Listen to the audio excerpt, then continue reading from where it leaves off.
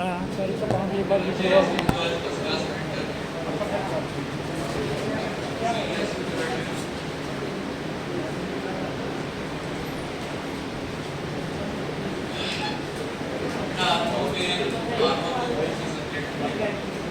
Secondary metabolite में जैसे हम लोगों ने पढ़ा हुआ था टैनिन, लास्ट क्लास में हमने क्या कवर किया था, एल्कलॉइड्स। आज हम स्टार्ट करने जा रहे हैं टर्पिनॉइड्स। टर्पिनॉइड्स क्या होते हैं, अपने आम उसमें हमें ध्यान रखना है। फार्माकोफोसी में टर्पिनॉइड्स दो टाइप के होते हैं। एक होता है इसको आप जानते हो किसके नाम से, वोलेटाइल ऑयल। दूसरा हो जाता है तुम्हारा रेजिन्स। टर्पिनॉइड दो टाइप के होते हैं आपके फार्माकोफोसी में। टर्पिनॉइड कैटेगरी में दो टाइप्स आते हैं। एक होता है आपका वोलेटाइल ऑयल, एक होता है अपना रेजिन। उन लोगों के सिलेबस में इन दोनों का इंट्रोडक्शन, क्लासिफिकेशन, ये सारी चीजें दी गई। ठीक है, तो अपन आज एक से स्टार्ट करेंगे। अपन वोलेटाइल ऑयल से स्टार्ट करेंगे, बहुत ज्यादा बड़ा है। इसकी शायद तुम लोगों को एक बार ड्रग्स भी ली है। रेजिन वाला जो तुम्हारा पार्ट है इसको ड्रग्स भी शायद पढ़ती है, फिर गलत नहीं। फिर ग्लूकोनी, ये जो कुछ है ना, ये जो आपके कुछ ड्रग्स हैं अपनी, ये तुम्हारे फिफ्थ सेमेस्टर ड्रग्स जो है तुम्हारे फिफ्थ सेमेस्टर में, ड्रग्स जो है रेजिन की ये फिफ्थ सेमेस्टर में है। अभी सिर्फ तुम्हारा इंट्रोडक्शन और केमिकल पार्ट है, ठीक वैसे ही जैसे अपन एल्कलॉइड में इन सब को पढ़ते हैं। अब जरा ध्यान देना, वोलेटाइल और रेजिन में बेसिक डिफरेंस क्या होता है उसको मैं अभी ही क्यों बता दे रहा हूँ। जब रेजिन पढ़ाऊंगा फिर देखा होगा। इसमें देखा जाता है कि वोलेटाइल ऑयल और रेजिन है दोनों टर्पिनॉइड, फिर दोनों एक नहीं। ऐसे याद रखना, दुनिया में दो किस्म के लोग होते हैं।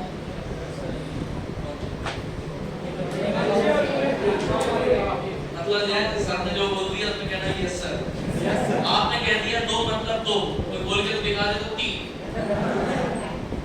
आपको ध्यान रखना है, एक इस टाइप के लोग जिनके जीवन में हर चीज ऑर्डर होती है, हर चीज रूटीन से चलती है। कहना साहब कितने बजे खाना, मतलब खाना, आज चावल खाना है तो खाना ही है, मतलब रूल्स के हिसाब से चलने वाले लोग, जिनके जीवन में रूटीन होता है, जिनके जीवन में अगर रूटीन है मतलब आपके जीवन में क्या है। अब आपको ध्यान रखना, वोलेटाइल ऑयल के जीवन में क्लैरिफिकेशन की, अगर कोई वोलेटाइल ऑयल की ड्रग है, कोई भी आप वोलेटाइल ऑयल की ड्रग देख लो, तो उसमें आप देखोगे वो एक स्पेसिफिक टाइप के टर्पिनॉइड को कैरी करती है। समझ में? स्पेसिफिक टर्पिनॉइड मतलब अगर मान लो मैं किसी एक ड्रग को ले लो, आप जैसे मैं सबसे सिंपल ड्रग को लेता हूँ, रेस्टोरेंट में बिल का बदला जब आप देते हो,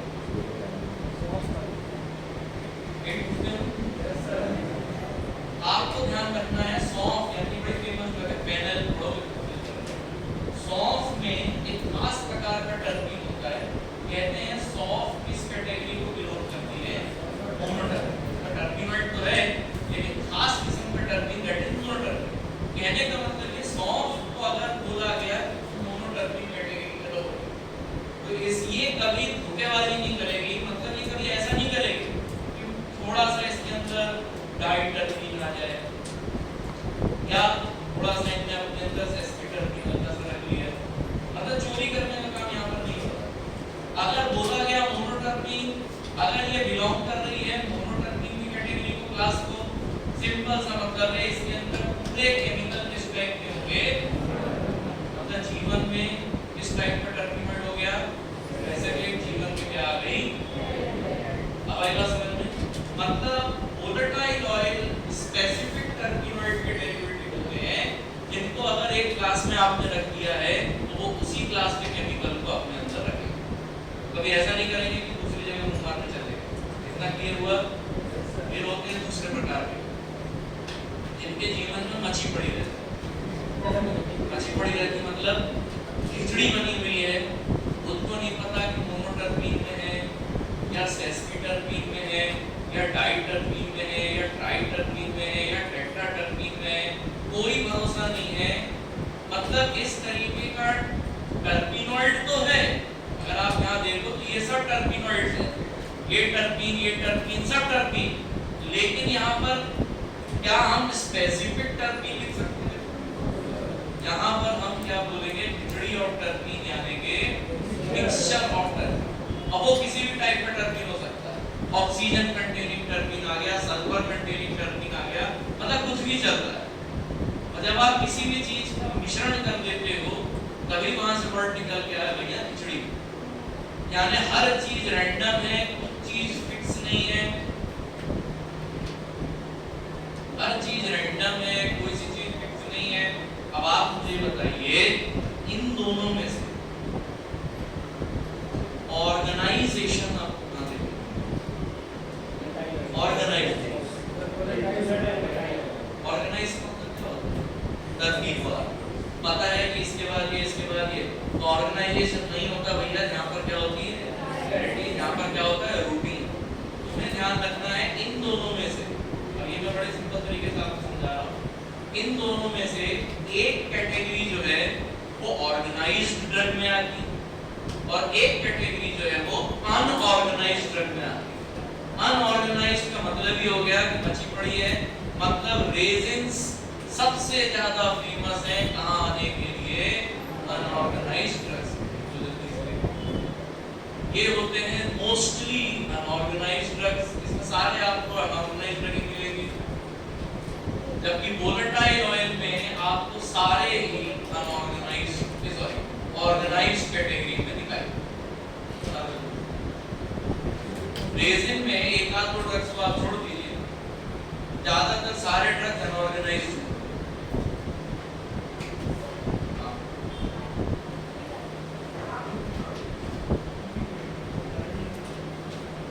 जैसे अगर मैं आपसे कहूं कि ये, जैसे अगर मैं आपसे कहूं कि एक ट्री है, प्लांट है, उसमें से एक लीफ को तोड़ दो, लीफ को तोड़ के ले आओ, तो आप मेरे पास लीफ लाए भाई साहब। इस लीफ को जरा ध्यान से सोचो, इस लीफ के पास पैरेन्काइमा है, इस लीफ के पास स्टोमेटा होगा सांस लेने के लिए, इस लीफ के पास वॉलेन्काइमा होगा, पेक्टिन होगा, हर एक चीज होगी, इसके पास फूल बनाने के लिए मतलब लीफ में हर चीज का अपनी एक जिम्मेदारी है। वॉलेन्काइमा की अपनी जिम्मेदारी होगी, स्टोमेटा की अपनी जिम्मेदारी होगी, जाइलम और फ्लोएम के बारे में आपने सुना होगा शायद। जाइलम और फ्लोएम की अपनी जिम्मेदारी है, खाना लेके आ रहा है, पानी लेके आ रहा है। अब आपको ये समझना है कि जहां पर हर आदमी को उसका काम बता के रखा गया है, भैया तू ये काम करेगा, तू ये काम करेगा, कोई एक दूसरे में मिक्स नहीं होगा, यानी एक सिस्टम। लीफ जो है एक सिस्टमिक पार्ट है प्लांट, एक ऑर्गेनाइज्ड पार्ट है प्लांट। अब मैं आपसे कहता हूँ, सबका ध्यान मेरी तरफ, मैं आपसे अगर कहता हूँ कि इस प्लांट की मुझे लीफ यूज करनी है एज ए ड्रग, एग्जांपल तुलसी, तुलसी की पत्तियां हमें यूज करनी है, वो हमारे लिए ड्रग का काम करती है, तो तुलसी किस कैटेगरी में मानोगे, ऑर्गेनाइज्ड या अनऑर्गेनाइज्ड? अब मैं तुमसे कहता हूँ कि जाओ और वो कनेर का फूल तो देखा होगा, गवर्नमेंट स्कूलों में जाता था तो मैदान में खेलते समय जब फूल उसको पीले कलर का तोड़ो तो दूध निकलता था बाहर, अब आप कहते थे सुनना नहीं जहर है, सही में जहर है। अब मैं आपसे कह रहा हूँ वो फूल तोड़ो, और आपने कहा सर फूल ना है, नहीं ये जो दूध निकलता है, जो लेटेक्स निकल रहा है, व्हाइट कलर का लेटेक्स, ये आप कलेक्ट करके लेके आओ।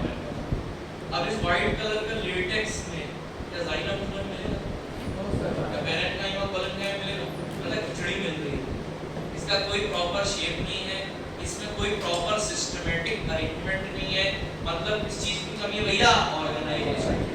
तो जब तुलसी की पत्ती या फूल या रूट या ये सारी चीजें ले रहे थे तो वो कौन सी ड्रग थी, ऑर्गेनाइज्ड। तो मैं ऐसा गोंद, रेजिन, चिपचिपा पदार्थ, इस तरीके के लेटेक्स अगर आप निकाल के लेके आ रहे हो मेरे पास, क्या वो ऑर्गेनाइज्ड होंगे? नहीं, वो क्या होंगे? अब मैं आपसे कहता हूँ जब हम अफीम निकालते हैं, इनियस याद आया, जब हम अफीम निकालते हैं तो जो फल होता है ना अफीम का, उसको काटा जाता है, एक कट लगाया जाता है, उससे रिसाव होता है, उस रिसाव को कलेक्ट करते हो, फल को नहीं, उससे निकलने वाले गोंद को, रेजिन को कलेक्ट करते हो, और वो रेजिन आपकी कहलाती है असली ड्रग। तो ये बताओ अफीम क्या होगी, ऑर्गेनाइज्ड या अनऑर्गेनाइज्ड? सबसे अच्छा एग्जांपल बताता हूँ आपको, बाबा नाम ने ये भी इसमें करोड़ को निकल गया। आप लोग खासतौर पे लगाते हैं चेहरे। एलोवेरा, इस प्लांट की लीफ को आप काटिए तो जूस या गम बाहर निकलता है। वैसे हमें जूस लेना चाहिए, गम बाहर निकालते तो एक तो जेल होता है। तुम लीव्स को नहीं ले रहे, लीव्स को नहीं ले रहे, तुम लीव्स को काट के उसके अंदर के गम को ले रहे हो। अब ये चीज अगर आप ले रहे हो, एक ऑर्गेनाइज्ड पार्ट नहीं ले रहे हो, तो एलो भी अफीम की तरह किस कैटेगरी में आ गया? अब आप बताइए, रेजिन्स नाम से समझ में आ रहा है, इसमें आपको यही मिलेगा। ईंट तो देख लो कि शुद्ध ईंट कि वो खट्टा टाइप का होता है, तेल टाइप का आपको फील होगा और भयंकर खुशबू बनती है उसकी। वो भी एक तरीके से देखा जाए असली ईंट, रामदेव वाली पाउडर ईंट की बात नहीं कर रहा। असली ईंट जो आपकी होती है वो भी एक तरीके से क्या होती है? गोंद। जल्दी बताओ, ईंट मतलब ऐसा कोई कीड़ा, ये भी तुम्हारी रेजिन कैटेगरी की ड्रग है। तो ये वाली ड्रग भी किस कैटेगरी में आती है? फर्क समझ में आ गया? ऑर्गेनाइज्ड और अनऑर्गेनाइज्ड के बीच में एग्जांपल लिखते रह जाएगा आपको। ओपीएम हो गया, ओपीएम के बाद और क्या हो गया? ईंट हो गया, और क्या हो गया? एलोवेरा। क्लियर हो गया सबको? तो ये था डिफरेंस बेटा रेजिन और वोलेटाइल ऑयल के बीच। अब फ्रेश पेज से हेडिंग स्टार्ट करने जा रहे हैं हम। वोलेटाइल ऑयल, देखिए भाई हेडिंग डाल लेंगे वोलेटाइल ऑयल्स। वोलेटाइल ऑयल्स, हमेशा कहता हूँ चीजों को उनके नाम से पकड़ना सीखो, चीजों को नाम तोड़ो, आधी से ज्यादा चीजें समझ में आ जाए। वोलेटाइल ऑयल्स, आज हम इनका बेसिक स्टार्ट कर रहे हैं। आज पूरा कोशिश करनी है, बेसिक कोशिश करनी है केमिकल टेस्ट तक एक्सट्रैक्शन। चलिए देखो, वोलेटाइल ऑयल्स की बात करें, दोनों शब्दों को आपस में जोड़ो। ऑयल अगर वर्ड समझ आ रहा है, अब जल्दी बताओ, ऑयल है मतलब बेटा पोलर होगा या नॉन पोलर? बिल्कुल सही, क्या हो जाएगा? Non polar. अगर ये नॉन पोलर नेचर का, मुझे ये बताइए क्या ये पानी के साथ दोस्ती करेगा? मतलब अगर ये पानी के साथ दोस्ती नहीं कर रहा है तो क्या हम इसको अंग्रेजी में कैसे ये वाटर के साथ कैसा होगा? इनमिसिबल। इस तरीके से इनमिसिबल, हमारे ही अनुभव हुए सबने देखा, इस तरीके से इनमिसिबल। पानी लो, पानी में थोड़ी सी तेल की बूंदें ड्रॉप कर दो, क्या होता है? नीचे बढ़ जाती है, ऊपर फ्लोट करती है। तो अगर ये ऊपर फ्लोट करती है, सुनना ध्यान से, फ्लोट्स ऑन वाटर, क्या मैं ये चीज कह सकता हूँ? अगर ये वाटर के ऊपर है मतलब ये वाटर से भारी होगी कि हल्की होगी? फ्लोट्स ऑन वाटर मतलब लाइटर देन वाटर। तुम यहाँ तक पहुंचे हो खाली एक शब्द,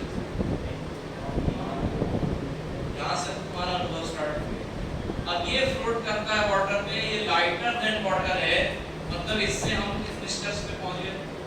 आपने बचपन में एक चीज सुनी होगी, क्या बोला भैया? डेंसिटी। क्या होता है डेंसिटी का मतलब पूछ रहा हूँ, मतलब होता है मास वाली। आधे से ज्यादा लोगों को बोलो कि डेंसिटी क्या होती है, मेरा सब मास क्वांटिटी किलो में भी अपना जितना एरिया को कवर करते हो जितना भी कितना भी surface molecular space molecular space molecule का प्रेशर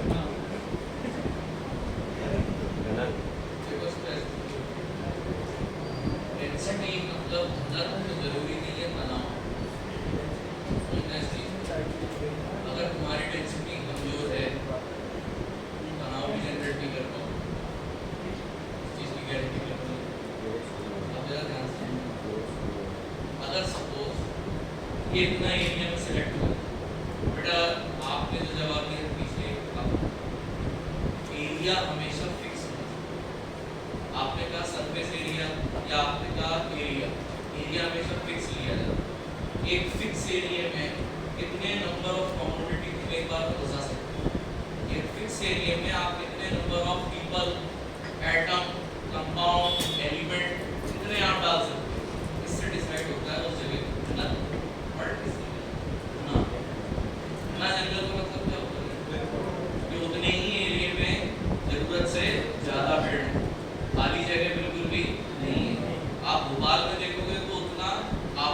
घनत्व नहीं है। आबादी ज्यादा होगी लेकिन आबादी का घनत्व अलग चीज होती है, आबादी ज्यादा होगी। हो सकता है कि भोपाल में आबादी ज्यादा हो, लेकिन अगर वो ये क्वेश्चन करेंगे एमपीपीएससी में, एमपीपीएससी नहीं पढ़ा रहा हूँ मैं, एग्जांपल दे रहा हूँ मैं, अगर तो ये क्वेश्चन करते हैं एमपीपीएससी में कि भैया एमपी में कौन सा ऐसा सिटी है जिसका आबादी घनत्व ज्यादा, तो आप इंदौर पिक करें। कहने का मतलब ये, सपोज अगर इतना एरिया है, ये फिक्स एरिया है, अभी यहाँ पर 1 2 3 4 5 लोग बैठे हैं, तो इस एरिया का घनत्व हो गया 5।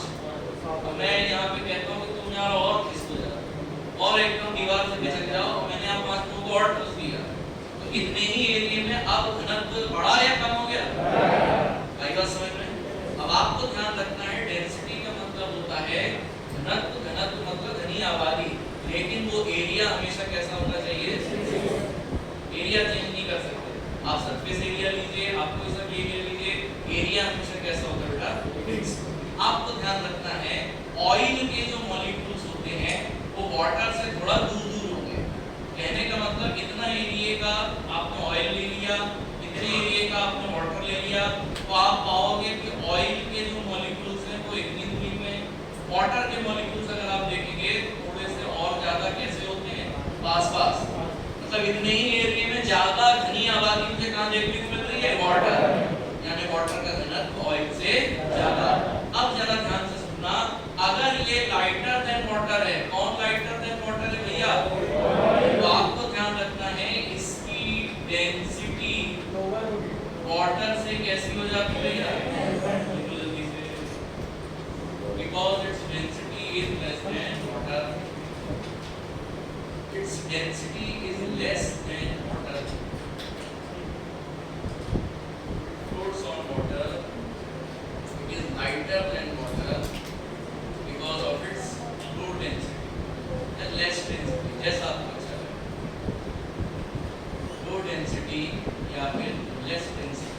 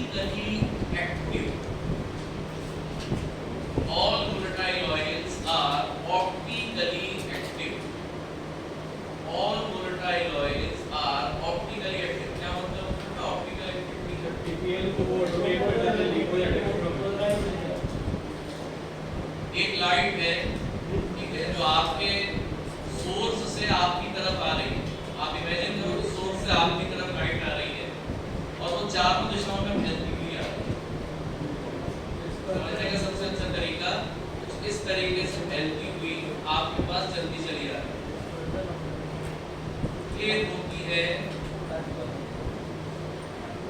अब खाली से पढ़ना नहीं है, ये अनपोलराइज्ड मतलब क्या है इसका, कहीं से भी तुम ये कह सकते हो कि नॉर्थ पोल और साउथ पोल फिक्स, कभी ये अपना नॉर्थ पोल साउथ पोल ये बना लेते हैं, कभी ये इनको बना लेते हैं, कभी ये इनको बना लेते हैं, मतलब कुछ इस तरीके से कहीं से भी किसी भी तरीके से कहीं पे ध्रुव इसका फिक्स नहीं, पोल इसके फिक्स नहीं। ऐसे नॉन फिक्स्ड पोल्स को, ऐसी लाइट को क्या बुलाते हैं, अनपोलराइज्ड लाइट। इसको अगर मैं पोलराइज कर दूं, इसको अगर मैं पोलराइज कर दूं, मतलब ये कुछ इस तरीके से दिखने लगे। मैंने इसके ध्रुवों को, पोल्स को फिक्स कर दिया, एक तरफ n एक तरफ s। अब कोई कंफ्यूजन नहीं है, ये किस लाइट को, ये आपकी पोलराइज्ड लाइट। और ध्यान से देखिए, ये पोलराइज्ड लाइट अगर किसी सैंपल से क्रॉस हो जाए, ये पोलराइज्ड लाइट किसी सैंपल से क्रॉस हो जाए और अपने पोल को चेंज कर ले, पोल के डायरेक्शन को चेंज कर ले, या तो पोल का डायरेक्शन हो जाए मतलब नॉर्मल से किस तरफ जा रहा है, right hand side, left hand side, right hand side. तो अगर ये राइट साइड शिफ्ट हुई तो हम कहेंगे कि ये सॉल्यूशन जो था वो किस टाइप का सॉल्यूशन था, एक्सट्रोवर्टेड। इसको कैसे रिप्रेजेंट करते हो, स्मॉल d से, आल्सो नोन एज प्लस। यही चीज अगर कुछ इस तरीके से चलती भैया कि अगर इस सॉल्यूशन से ध्रुव हमारा चेंज होता और चेंज होके लेफ्ट साइड घूम जाता, अब आप कहते कि ये क्या होती, कैसे रिप्रेजेंट होते, स्मॉल है, आल्सो नोन एज। तो आपको ध्यान रखना है सारी वोलेटाइल ऑयल, मोस्टली जो वोलेटाइल ऑयल्स होते हैं ये उनका ऑप्टिकली क्या होते हैं, एक्टिव, मतलब ये डेक्स्ट्रो भी हो सकते हैं और लीवो भी हो सकते हैं। can be dextro or levo, can be dextro or levo, can be dextro or levo।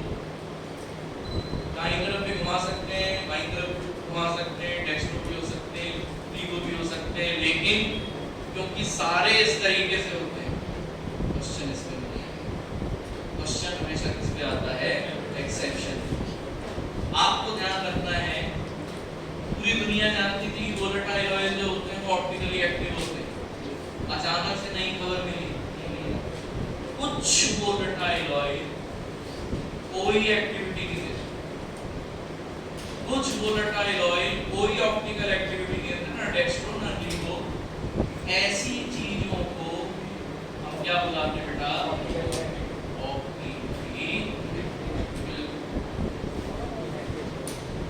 Optically inactive, optically inactive. कुछ वोलेटाइल ऑयल्स एक्सेप्शंस में आते हैं जिनका नाम पढ़ने वाले हैं, ये होते हैं ऑप्टिकली इनेक्टिव, ऑप्टिकली इनेक्टिव। अब सर कैसे याद करें कि कौन सी volatile oil chemical optically inactive, अब कैसे याद करें, तुम ऑप्टिकल एक्टिविटी को साइंस ना समझ के रोजमर्रा की जिंदगी से अगर रिलेट करो तो ऑप्टिकल एक्टिविटी कुछ वैसी चीज होती है जो आप लोग चौराहे पे जब जाके 5 मिनट की चाय 1 मिनट में पीते हैं तब आप बहुत ज्यादा ऑप्टिकली एक्टिव होते हैं, तब आप बहुत ज्यादा ऑप्टिकली एक्टिव होते हैं, मतलब तुम्हारी निगाहें एक्स्ट्रो भी चल रही होती हैं और लीवो भी चल रही होती है। मैं आपको बताना चाहता हूँ हम जबरदस्ती बदनाम है, देखो हम जबरदस्ती बदनाम है, ऑप्टिकल एक्टिविटी ये लोग भी देते मैं लिख के दे रहा हूँ, ये इतनी सीधी ये है नहीं जितनी दिखती है। ऑप्टिकल एक्टिविटी ये भी देती है, क्या हो अगर ये लोग भी ऑप्टिकली इनेक्टिव हो जाए, लेकिन अगर अभी से 1-2 साल पहले आप जाओ टाइम मशीन में, क्या आप इस तरीके से यहाँ मेरे पास बैठ के सामने पढ़ सकते थे? कोविड का माहौल था ना भैया, घर से बाहर ही नहीं निकल रहे थे, जब घर से ही बाहर नहीं निकल रहे थे मतलब क्या हो रहे थे, ऐसे याद रखना एक बच्ची का नाम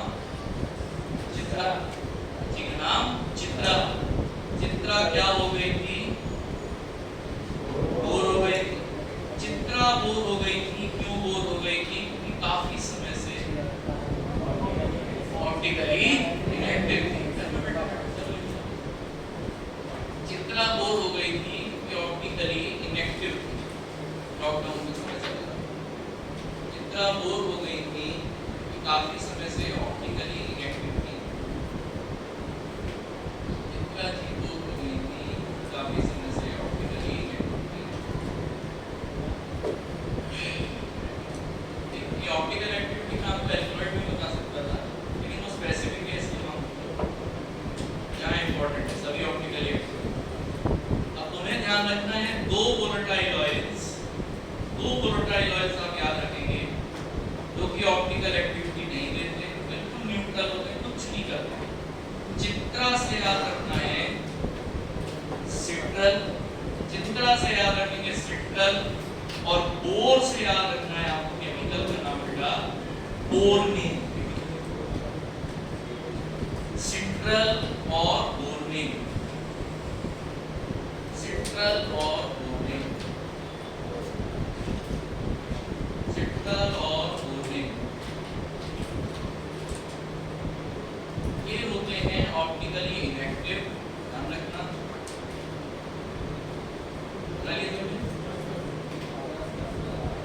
यहाँ तक तो हो सकता था आपको मेरे पुराने स्टूडेंट्स भी बताते, क्योंकि आपके सीनियर्स भी बता सकते थे या उनके भी सुपर सीनियर्स बता सकते थे, क्योंकि यही चीज़ उनको भी पढ़ाई थी। लेकिन कहते हैं ना कि गुरु हमेशा अपने पास एक चीज़ जरूर बचाएगा, ये मार्केट में है ना, हमें ध्यान रखना है कि यस अगर आपने नहीं पढ़ा तो आप जरूर लिख लेना।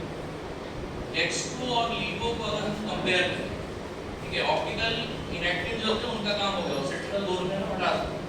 सारे वोलेटाइल ऑयल अगर ऑप्टिकली एक्टिव थे, सर आपने कहा था कि या तो डेक्स्ट्रो होंगे या लीवो। इसमें भी मैं आपको बता देता हूँ मोस्टली जो होते हैं वो कैसा नेचर शो करते हैं, डेक्स्ट्रो। मोस्टली जो होंगे वो शो करते हैं dextro nature.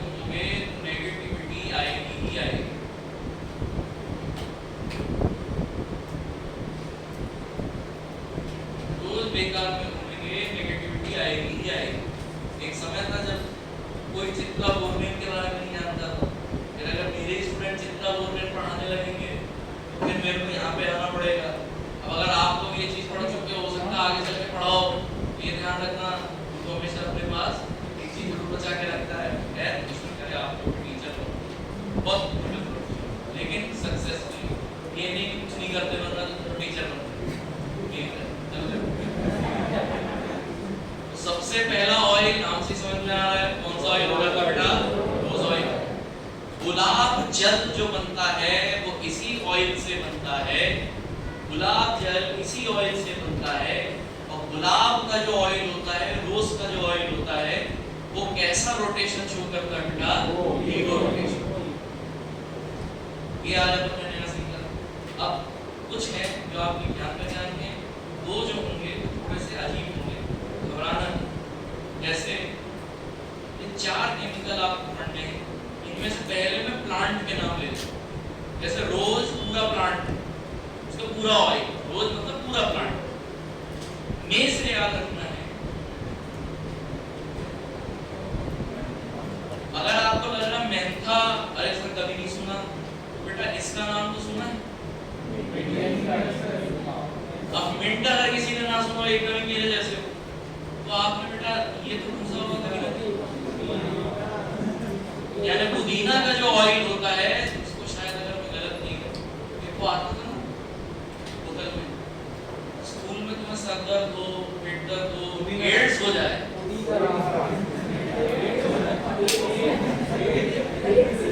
Madam cancer diagnose हुआ पुदीना।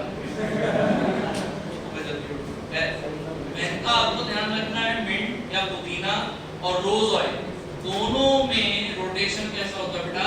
LIGO rotation. क्योंकि ये जान पहचान के थे इसलिए हमने इनको पहले पढ़ लिया। अब आते हैं ऐसे केमिकल पे, आपने केमिकल बताने लगा। ये केमिकल शायद आपने पहले नहीं सुने होंगे, उनको थोड़ा सा ध्यान से देखना। केयर अवे, पूरा नाम कैरावे। कैरावे की जगह ऐसे याद रखें, केमिकल का नाम, केमिकल का नाम क्या हो जाता है? कार्बन। अब समझ, कार्बन जो एक केमिकल है, कार्बन जो कि एक केमिकल है, ये किस प्लांट में पाया जाता है? प्लांट का नाम हो जाता है कैरावे, जो कि मैंने पहले लिखा था। कार्बन ये पाया जाता है कैरावे प्लांट में। तुम्हें अगर ऐसा लगे कि कैरावे हमने जिंदगी में पहली बार सुना है, तुमने ये भी खाया। अब कई लोग पूछेंगे, जो भी वो संजीव को देखते हैं, थोड़ा सा तेल के बाद जीरा डाल दीजिए, तो उन्होंने कहना जीरा डालो, तो उसमें अंग्रेजी में क्या लिखा हुआ आता है? Cumin seeds. मैं आपको बताना चाहता हूँ, क्यूमिन मतलब होता है आम आदमी का जीरा, और जो कैरावे होता है एक सुना होगा शाही जीरा। ठीक, तो शाही जीरा को क्या बुलाते हैं भैया? कैरावे। ध्यान रखना। तो आपने कोई नई चीज नहीं पढ़ी, ये सब आपकी सुनी सुनाई बात है। वोलेटाइल ऑयल मतलब किचन का सामान, जान। कैरावे ऑल्सो नोन एज शाही जीरा। शाही जीरा में जो कार्बन पाया जाता है, ये कैसा रोटेशन शो करता है? LIGO rotation. शाही जीरा मतलब कार्बन, कार्बन शो करता है लीगो रोटेशन। और ये सबसे खतरनाक, ये आप पहली बार सुन रहे हो, प्लांट का नाम बरगैमोट। बरगैमोट फर्न से मिलता है। बरगैमोट फर्न में भी पाया जाता है, ठीक है, क्योंकि ना तुम्हारे 5th सेमेस्टर में, ना तुम्हारे इस सेमेस्टर में, ना इससे जीपीएट क्वेश्चन, बस खाली इसको लिख लो। यहाँ ये भी नेगेटिविटी शो करता है। अगर क्वेश्चन आएगा तो या तो बेटा यहाँ से आएगा, एयरफोन से आएगा, या फिर रोज ऑयल। सबसे ज्यादा इंपॉर्टेंट अगर कोई है इस कैटेगरी में, वो है आपका मेंथा। मोस्ट टाइम इन चारों में सबसे ज्यादा अगर आपको ध्यान रखना है तो मेंथा का प्रतियोगिता सुना होगा आपने, पिपरमिंट या स्पीयरमिंट, इसी में मेंथा। ये हो गई आपकी भैया वोलेटाइल ऑयल की फिजिकल प्रॉपर्टी। कोई कॉपी में नहीं देखेगा। हमने आज की क्लास स्टार्ट करी थी भैया टर्पीनॉइड। वैसे मैंने सबसे पहले क्या लिखा था? Volatile oil. फिर मैंने उसको मिटाया था, क्या लिखा था? टर्पीनॉइड। टर्पीनॉइड दो प्रकार से होते हैं, एक होता है वोलेटाइल ऑयल, दूसरे अनऑर्गेनाइज्ड किसको बोलोगे? मिक्सचर टर्पीनॉइड किसको बोलोगे? सॉर्टेड जिंदगी किसकी है? वोलेटाइल। प्रोटीन की जिंदगी किसकी है? वोलेटाइल ऑयल में हमने फोकस किया ऑयल पे। ऑयल का नेचर कैसा होता है? नॉन पोलर, मतलब पानी में डालेंगे तो फ्लोट करता है, मतलब पानी से हल्का है। हल्का है क्योंकि घनत्व कम है। एक लौता ऑयल जिसका वाटर से ज्यादा घनत्व है, क्लोव ऑयल का यूज कहाँ यूज होता है? फिर हम आ गए थे सारे वोलेटाइल ऑयल ऑप्टिकली क्या होते हैं? एक्टिव। ज्यादातर क्या होते हैं? डेक्स्ट्रो। थोड़े से क्या होते हैं? लीवो। लेकिन कुछ नहीं करते, एकदम खाली बैठते हैं, यानी ऑप्टिकली एक्टिव। कौन बोर हो रही थी? चित्रा बोर हो रही थी क्योंकि बहुत समय से क्या थी? Optically active. चित्रा से क्या किया? बोर से बोरिंग। फिर हम आ गए थे आधे से ज्यादा होते हैं डेक्स्ट्रो, कुछ के लीवो। लीवो मतलब नेगेटिव। नेगेटिविटी किन के लोग में होगी? जो भी बेकार में बैठते हैं। रोज से में से कार से इसमें पाया जाता है कैरावे, also known as शाइनिया। ये बता दिया तुमने पर गए, ये आपने अभी तक जो पढ़ा उसका अंदर रिवीजन कर लिया। अब आ जाओ भैया, अब ऑयल का काम खत्म। ऑयल के बारे में जो पढ़ सकते थे पूरा निचोड़ लिया अपन ने। अब आ जाएंगे किस शब्द पे दादा? वोलेटाइल।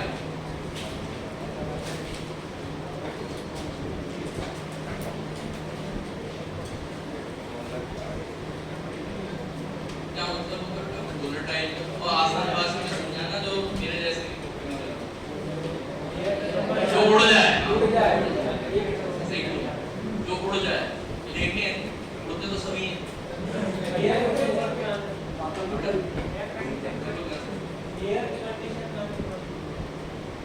बेटा एयर कंडीशनिंग में हमें स्पेसिफाई करना, आप सही जा रहे हो, लेकिन एयर कंडीशन में हमें स्पेसिफाई करना पड़ता है। एयर को कंडीशन करना मतलब आपके आसपास एयर के तापमान को कंडीशन। अब थोड़ा ध्यान से सुनना, तापमान रूम टेम्परेचर से कम भी हो सकता है, ज्यादा भी हो सकता है। इनने जो बोला कि जो उड़ता है वो वोलेटाइल। बेटा उड़ती बहुत सारी चीजें, प्लेन उड़ता है, प्रिया उड़ती है, पापा की प्लेन उड़ती है। आपको ध्यान रखना है सारी चीजें जो उड़ती हैं जरूरी नहीं है कि वो वोलेटाइल हो। आपको ध्यान रखना है जो जबरन उड़े। कुछ लोग ऐसे होते हैं, वोलेटाइल मतलब इसका आप ऐसे समझो कि वोलेटाइल शब्द उनके लिए यूज किया जाता है जो जरूरत से ज्यादा सेंसिटिव, जरूरत से ज्यादा टची टाइप में। मतलब कहने का ये, मान लो आपका कोई दोस्त है, मान लीजिए आपका कोई दोस्त है जिसको आप चढ़ाए जा रहे हो, मैं तो असली बात तो नहीं बोल रहा हूँ, चढ़ाए जा रहे हो, क्लास में इस बात नहीं बोली, चढ़ाए जा रहे हैं, बोले जा रहे हैं, कुछ ना कुछ बोले जा रहे हो, चुप बैठा, मतलब आप अपने दोस्त को क्या प्रोवाइड कर रहे हो? टेम्परेचर। आप अपने दोस्त को क्या प्रोवाइड कर रहे हैं? टेम्परेचर। गर्म हुआ जा रहा है। जो नॉर्मल लिक्विड होते हैं, समझना ध्यान, जो नॉर्मल लिक्विड होते हैं वो भी उड़ना स्टार्ट करते हैं। उड़ना मतलब कहाँ जाना स्टार्ट कर रहे हैं? उड़ना तभी स्टार्ट करते हैं जब तक आप उन्हें क्या बना दो? टेम्परेचर। लेकिन कुछ दोस्त ऐसे होते हैं जो कि आप उनके साथ मजाक कर ही नहीं सकते। होते हैं कुछ लोग, तो वो आए हैं, आपने उनकी पीठ पे और भाई क्या उसने धड़ाम से तुम्हें प्रवचन देना स्टार्ट कर दिया। मतलब आपने हीट दी भी नहीं थी, आप एकदम नॉर्मल थे। तो आपका टेम्परेचर कैसा था? Room temperature. आपका टेम्परेचर कैसा था? Room temperature. रूम टेम्परेचर में भी अगर कोई लिक्विड जबरन कहाँ जाने की कोशिश करे, वेपर में, ऐसे लिक्विड को कौन सा लिक्विड बुलाते हैं?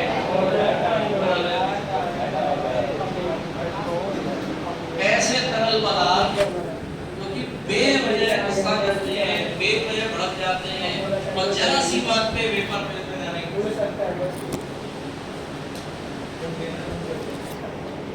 ऐसे लिक्विड इनको आप टेम्परेचर नहीं दे रहे हो, नॉर्मल रूम टेम्परेचर पे ये वेपर फेज में चले जाते हैं, ऐसे लिक्विड्स को हम क्या बुलाते हैं बेटा? वोलेटाइल। अब मैं आपसे कॉमन सेंस वाला सवाल पूछूं, नॉर्मल लिक्विड, अब मैं लिक्विड में अगर ये लिक्विड को कोई परेशानी नहीं है बताइए, नॉर्मल ऑयल दूसरी तरफ क्या लिक्विड, नॉर्मल ऑयल जो कि एक जगह फिक्स रहते हैं रूम टेम्परेचर, तो ऐसे ऑयल्स को आप क्या बुलाते हैं? Fix oil. ऐसे ऑयल्स को क्या बुलाते हैं? Fix oil.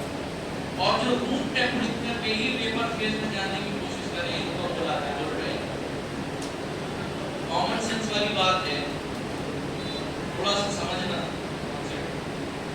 ये ऑयल पोर्शन से लिक्विड फेज से वेपर फेज में जा रहे हैं क्या पूरे टाइम जाते हैं?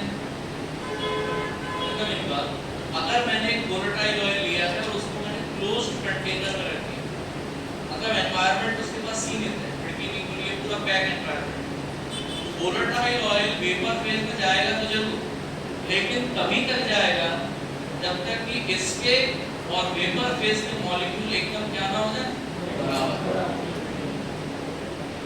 ये बात समझ आ रही है क्या कहना चाह रहा हूं?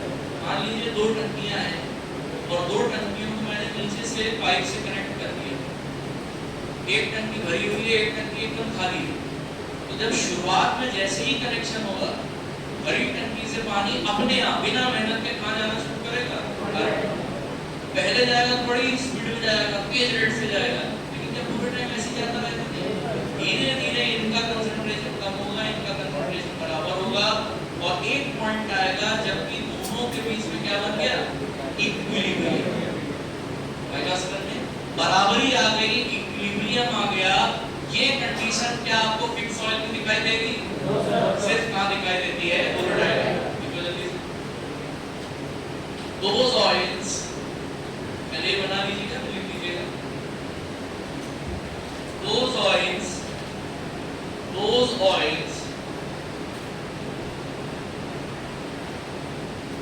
which convert to vapor phase, which convert to vapor phase, which convert to vapor phase at room temperature, at room temperature, at room temperature until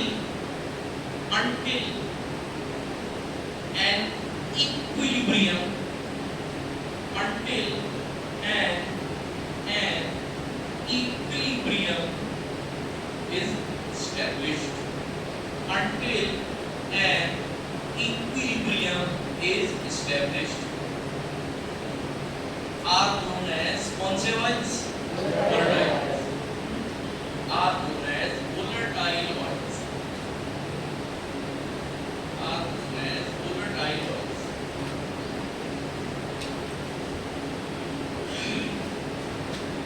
अब दूसरा पॉइंट ये भी कॉमन सेंस बेटा, फिक्स ऑयल और वोलेटाइल आपको जल्दी smell या जल्दी खुशबू किसकी आएगी? आपको ध्यान रखना है कि इनकी इसी प्रॉपर्टी के कारण, वोलेटाइल ऑयल की इन्हीं प्रॉपर्टी के कारण, यानी उड़ने वाली प्रॉपर्टी के कारण इनको और क्या बुलाने जाने लगा? इथेरियल ऑयल्स, यानी ईथर जैसा बिहेवियर करने वाले ऑयल। ईथर भी बहुत जल्दी उड़ता है, वेपर फेज में जाता है। Also known as ethereal oils. Volatile oils की इस प्रॉपर्टी के कारण, वेपर फेज में बड़ी जल्दी जाने के कारण इनको बेटा ईथर जैसे ऑयल बुलाया जाता है। खुशबू बड़ी दूर तक फैलती है, बहुत जल्दी आती है। Also known as aromatic oils, aroma देने वाले ऑयल्स, एरोमेटिक ऑयल, भाई रोज ऑयल, लेवेंडर ऑयल, ये सब लोग के।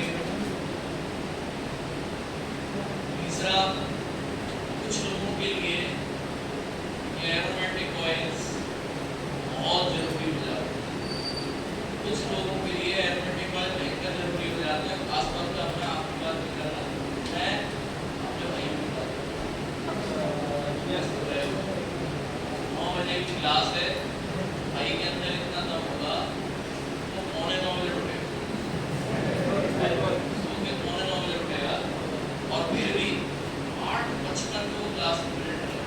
कि अगर इतना टैलेंटेड होना है हमारे लिए क्या बहुत जरूरी हो जाता है, यानी कुछ लोगों के लिए एरोमेटिक ऑयल क्या हो जाते हैं, essential, also known as essential oil, also known as essential oil. Ethereal oils, aromatic oils, also called essential oils.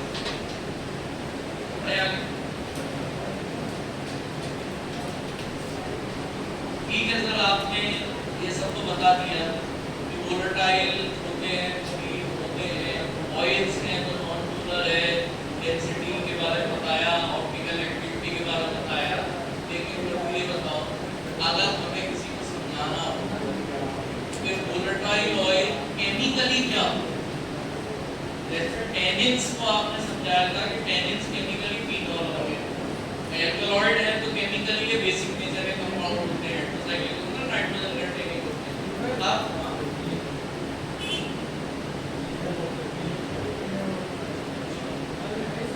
ऐसे किया वोलेटाइल ऑयल्स, अगर हमें किसी को समझाना हो वोलेटाइल ऑयल केमिकली क्या होता है, तो आपने ध्यान रखना है volatile oils are nothing but terpene oils, जो कि हमने क्लास की स्टार्टिंग में पढ़ा था, पहले ही पढ़ा था। Terpene oils, terpene oils. अब नए बच्चों से सवाल नहीं है, पुराने टर्पीन से सवाल है। बेटा अगर किसी शब्द के अंत में ऑयल लगता है, ऑयल का मतलब क्या होता है बेटा, डेरिवेटिव, यानी ये किस चीज के डेरिवेटिव होंगे सर, टर्पीन के डेरिवेटिव। सर आपने जब मजाक मैंने पूछा कि वोलेटाइल समझाओ केमिकली होता क्या, आप कहते हैं टर्पीन वर्ड, ये पढ़ना होता तो कॉलेज में रहते, आपने कह दिया टर्पीन के डेरिवेटिव। सर टर्पीन क्या होता है, डेरिवेटिव तो समझते हैं, टर्पीन क्या होता है, जितने भी टर्पीन्स होते हैं ये होता आइसोप्रीन के ऑयल्स, यानी कि फिर से डेरिवेटिव हो गए और अब किसके डेरिवेटिव हमारे सामने आ गए, आइसोप्रीन। हमने आपसे पूछा कि वोलेटाइल ऑयल क्या होता है, आपने कह दिया टर्पीन के डेरिवेटिव। हमने पूछा टर्पीन क्या होता है, तुमने कह दिया आइसोप्रीन के डेरिवेटिव। अब सर आइसोप्रीन क्या होता है ये भी बता दो। आज के बाद ध्यान रखना, जब कभी किसी को समझाना हो कि आइसोप्रीन क्या होता है, ये होता हाइड्रोकार्बन ही है, हाइड्रोकार्बन मतलब कार्बन और 5 कार्बन ले लेना और कितने हाइड्रोजन ले लेंगे आप, 8। तो इस तरीके की कंडीशन आपको जहां पर भी मिले, इसको बोला जाता है बेटा एक आइसोप्रीन। 5 कार्बन 8 हाइड्रोजन मिलके कहलाते हैं बेटा एक आइसोप्रीन। C5H8, C5H8 ये कहलाता है 1 आइसोप्रीन। ऐसे कई आइसोप्रीन्स, 1 आइसोप्रीन है, C5H8 1 आइसोप्रीन है, ऐसे कई आइसोप्रीन जब आपस में मिलते चले जाते हैं तब ये क्या बनाते हैं बेटा, टर्पीन्स। और ऐसे ही टर्पीन्स को फिर आप क्या बुलाते हो, वोलेटाइल। और अगर ऐसे टर्पीन की खिचड़ी बन गई, मिक्सचर बन गया, तो क्या बोलोगे, वोलेटाइल ऑयल। क्या बुलाओगे, यानी रेजिन में भी अल्टीमेटली क्या बनना है तुम्हें, आइसोप्रीन। ये हुई बात। अब आती है बात साहब, ये C5H8 1 आइसोप्रीन तब तक हमारे लिए कहना चाहिए रिलेटेबल था जब तक कि नाइट्रोजन क्वेश्चन ही पूछ लिया गया। C5H8 को दूसरी को तो केमिस्ट्री ज्यादा परेशान नहीं करेगी, अगर परेशान करेगी तो CNP करेगी, केमिस्ट्री ऑफ नेचुरल प्रोडक्ट्स। उतना ही पोर्शन तुमको परेशान करेगा और उसकी टेंशन मत लेना, वो मैं आपको बताता चलूं। एग्जांपल C5H8 मतलब एक आइसोप्रीन। अब आप इसे याद कैसे रखेंगे, बहुत ध्यान से देखिए। आप बना लीजिए 4 कार्बन, 4 कार्बन है मतलब एक चीज तो मुझे केमिस्ट्री नहीं आती, आप बताना। 4 कार्बन है मतलब भैया क्या बोला आपने, शायद इसको भैया ब्यूटेन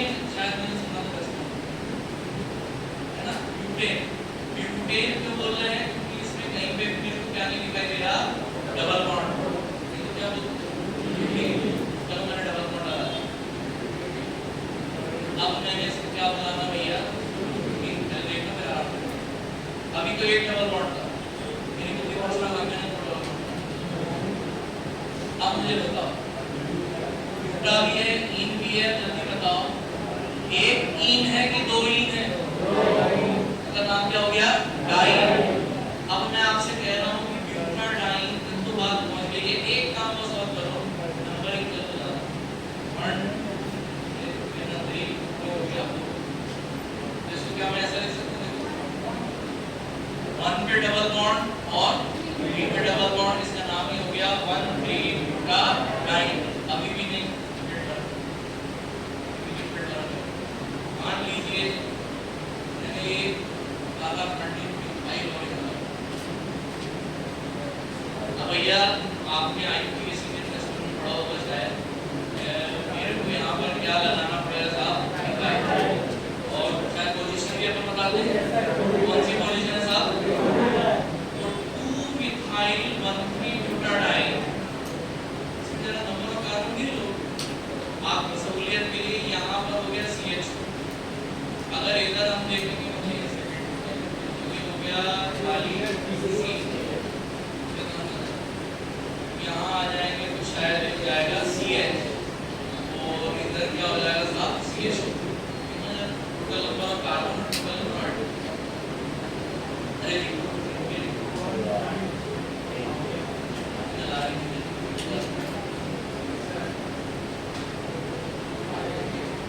कितने कार्बन भाई साहब? 5। कितने हाइड्रोजन हो गए? 8। बेटा हमने डायरेक्ट क्वेश्चन पूछा था कि आइसोप्रीन का IUPAC नेम क्या होता है? तो आपने टिक लगाना है 2 methyl 1,3 butadiene, 2 methyl 1,3 butadiene, methyl 1,3 पे मिथाइल लगा, मिथाइल 1,3 ब्यूटाडाइन।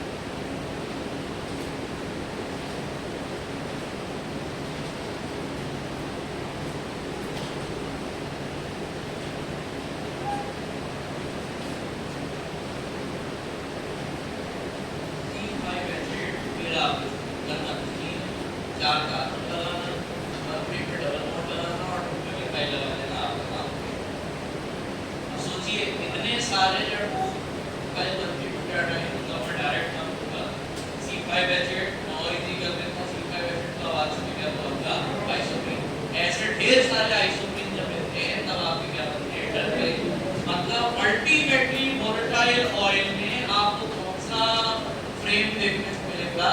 ये रहा आइसोप्रीन। अब आगे बात समझे, ये थी भैया केमिकल प्रॉपर्टी। अब हेडिंग नेक्स्ट का लेंगे,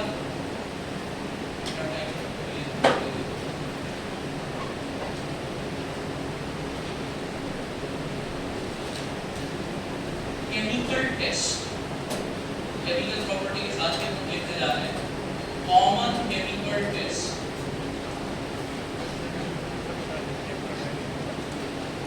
वोलेटाइल ऑयल के लिए, वोलेटाइल ऑयल्स के लिए कॉमन केमिकल टेस्ट, इसमें सारे वोलेटाइल ऑयल एक ही कलर में।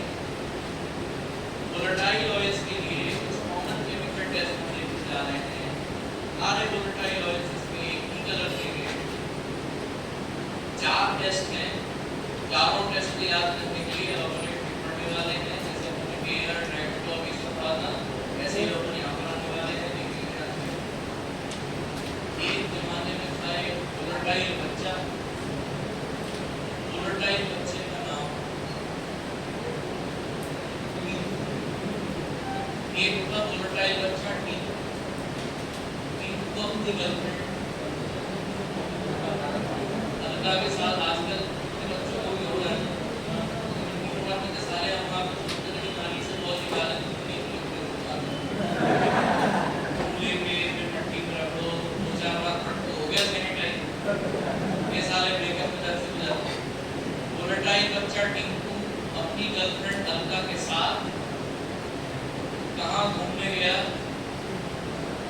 सूडान ले गया और मलेरिया निकली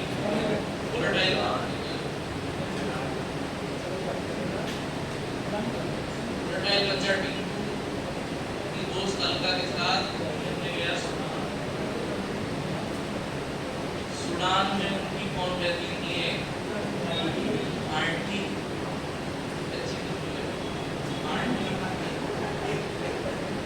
आंटी में सब कवर हो जाता है उसकी जाति में सब कवर इनको और अलका सूडान पहले सूडान में उनकी रहती थी आंटी आंटी के बाद ढेर सारा क्या था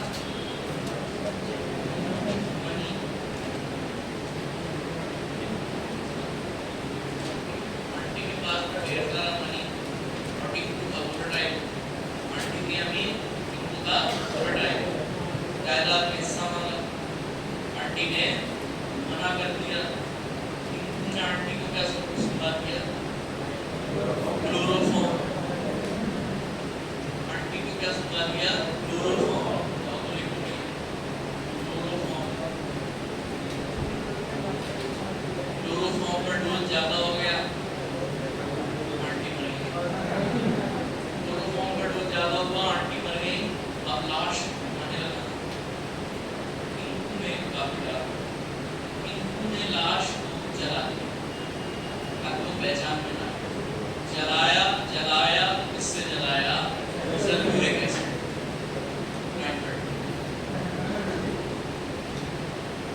आंटी को सुनाया क्लोरोफॉर्म लाश को जलाया और अनआइडेंटिफाइड लाश कहां पर फेंक के आ गए नाले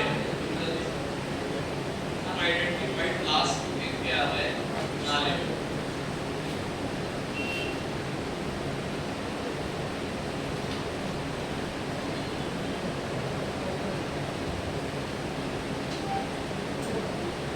कांग्रेस में यहां तक बना रहे वोलेटाइल ऑयल्स का पहला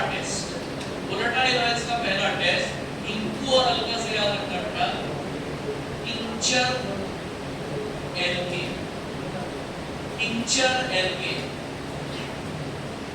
टिंचर एल्केन क्या होता है टिंचर एल्केन तो बता लो टिंचर सिरप सुना है आपने सिरप तो सुना होगा ना पानी लो पानी में शक्कर डाल दो क्या बनती है सिरप अब तुम पानी की जगह अल्कोहल ले लो और अल्कोहल में क्या डाल दो शुगर तब जो सॉल्यूशन तैयार होता है उसको हम क्या बुलाते हैं टिंचर मतलब सिरप और टिंचर में सिर्फ पानी और अल्कोहल का फर्क अभी बस हमने लिखा टिंचर एल्केन का टेस्ट होता बेटा सिर्फ और सिर्फ वोलेटाइल ऑयल डिटेक्शन के लिए पहला test also known as tincture alkane test नहीं वोलेटाइल ऑयल लीजिए टिंचर एल्केन डाल दीजिए कलर आ जाएगा कौन सा कलर आएगा मैं एक साथ बताऊंगा दूसरा टेस्ट सूडान से याद रखना है सूडान 3 इसी का एक और नाम होता है सूडान रेड ये एक डाई होती है इससे भी एक टेस्ट परफॉर्म किया जाता है तो इसको हम सूडान टेस्ट या सूडान डाई टेस्ट के नाम से जानते हैं वोलेटाइल ऑयल लीजिए सूडान टेस्ट या सूडान डाई डालिए आपको वो कलर देगा दूसरा टेस्ट तीसरा test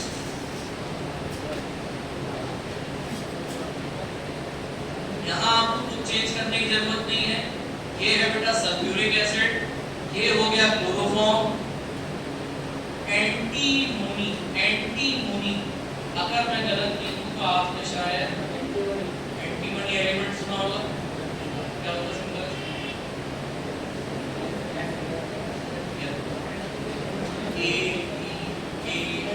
AS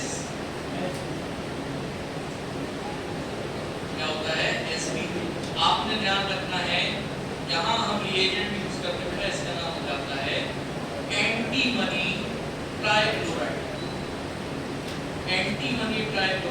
with chloroform with sulfuric acid antimony trichloride with chloroform with sulfuric acid test और जब इन तीनों को मिलाया जाता है एंटीमनी का फॉर्मूला यहां लिख देता हूं Sp ट्राइक्लोराइड मतलब CH3 CH3 antimony trichloride plus chloroform plus sulphuric acid, इस रिएजेंट को बुलाया जाता है बेटा, बहुत फेमस रिएजेंट है Salkowski reagent.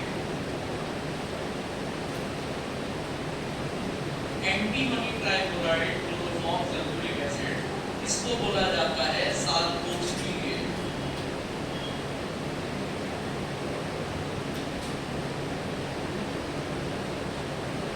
Antimony trichloride chloroform sulphuric acid, ये हो गया साल्कोव्स्की रिएजेंट। और सबसे लास्ट में आ जाता है, नाले से याद रखना बेटा, एक जगह वो कर देना लास्ट में ना, हाँ, मोलर्स टेस्ट। नाले से याद रखना है Moller's test, Moller's test. Picture है कि सुडान, साल्कोव्स्की टेस्ट और मोलर्स टेस्ट। सबसे पहले इसके बारे में बता रहा हूँ, मोलर्स के बारे में बता रहा हूँ। सबसे पहले ये लिख लें, ये जितने भी टेस्ट आपने पढ़े, ये जितने भी टेस्ट हैं, अगर इनकी वोलेटाइल ऑयल के साथ संगत होती है, रिएक्शन होती है, तो ये एक ही कलर देते हैं, दैट इज रेड, या उसी की फैमिली का, दैट इज पिंक। या तो रेड या उसी के परिवार का दूसरा सदस्य पिंक। मैं एक हिंट आपको दे दूं, कभी भी अगर फंस जाओ, अगर कभी फंस जाओ तो उसी के केमिकल टेस्ट क्वेश्चन पूछा है कि ऐसा ये टेस्ट है, फलानी ड्रग है, बताओ कौन सा कलर है। 90% केस का अगर तुम्हें नाम आता हो, आइडिया ना हो, फिर भी तुम्हें रिस्क लेना ही है, ये अभी मैं अब आगे चलने सकते हैं। तो हमेशा मैं आपसे कह रहा हूँ, आंख बंद करके, तो रिस्क लेना ही हो तो हमेशा मैं तुमसे कह रहा हूँ रेड कलर में रिस्क लो, क्योंकि तुम प्रोग्नोसिस में जितने टेस्ट देखोगे 90% टेस्ट में हमेशा तुमको कलर कैसा मिलेगा। रिस्क लेने के लिए सबसे अच्छा कलर अगर कोई सा है तो कौन सा होगा, क्या से ज्यादा क्या होगा, गलत आंसर होगा, गाली दोगे, कौन सा मेरे घर आके गाली देगा। अब जरा ध्यान से देखो, ये सारे टेस्ट के रिएजेंट्स आपको पता चल गए। अब हम आते हैं भैया मोलर्स रिएजेंट, क्या होता है साहब मोलर्स रिएजेंट। तो इसको याद करने का एक छोटा सा तरीका बता रहा हूँ, उसी से याद करना। तुम तो मोलर्स को ये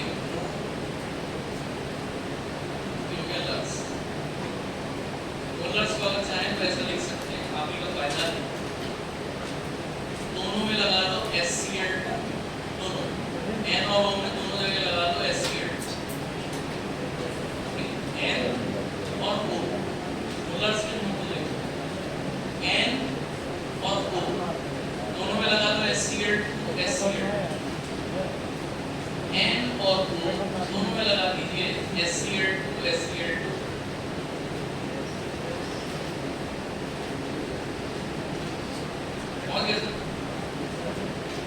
बस इसी दो चीजों के कॉम्बिनेशन को भी, इन्हीं दोनों चीजों के कॉम्बिनेशन को आप इस नाम से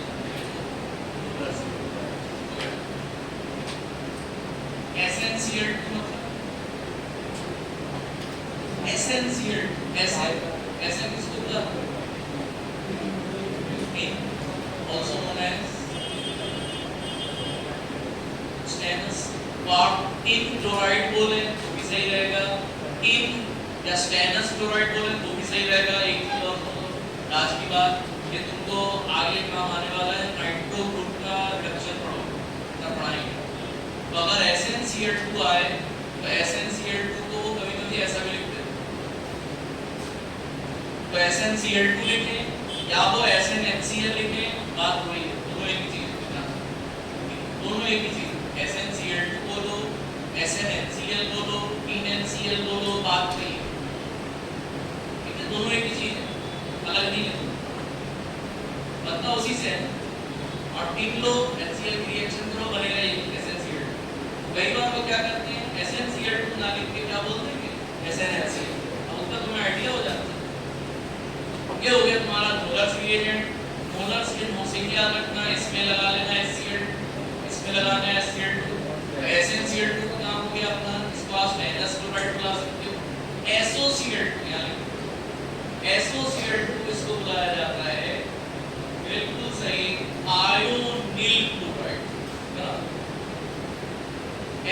SiO2 इसको बुलाया जाता है आयोनील क्लोराइड।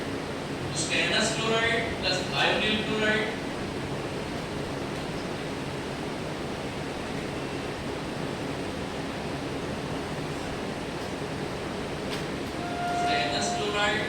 प्लस आयोनील क्लोराइड, यही कहलाता है आपका रूलर सिलिकॉन।